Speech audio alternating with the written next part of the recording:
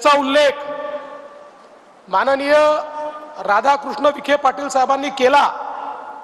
आपल्या लक्षात असेल 2014-15 ला प्रचंड मोठा दुष्काळ आपल्या मराठवाड्यामध्ये आणि महाराष्ट्रात पडला आणि या दुष्काळाच्या काळामध्ये जलयुक्त शिवार सारखी योजना आपण सुरू केली।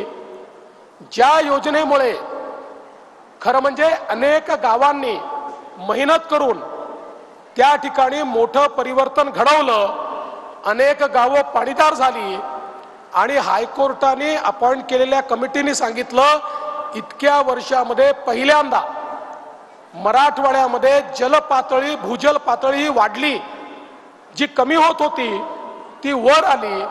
पण त्याच वेळी आमच्या असं लक्षात आलं की मराठवाड्याला कायम दुष्काळमुक्त करायचं असेल तर जलसंधारणाची कामं तर करावीच लागतील, पण त्यासोबत जोपर्यंत पश्चिमी वाहिन्यांचं पाणी जे पाणी थेट समुद्रात वाहून जातं, आपल्याला माहिती आहे पश्चिमी घाट जो आहे या घाटावर अशा नद्या आहेत की ज्याचं पाणी हे थेट पश्चिम वाहिनी होऊन समुद्रामध्ये जातं।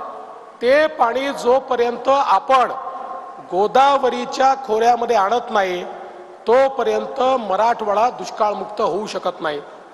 आणि या ठिकाणी खरं म्हणजे बाळासाहेब विखे पाटील यांनी त्या काळामध्ये एक मोठी जलपरिषद घेतली होती आणि त्या जलपरिषदेच्या माध्यमातून या संदर्भातली संकल्पना मांडली होती, पण त्या संकल्पनेवर कुठली कारवाई झाली नाही।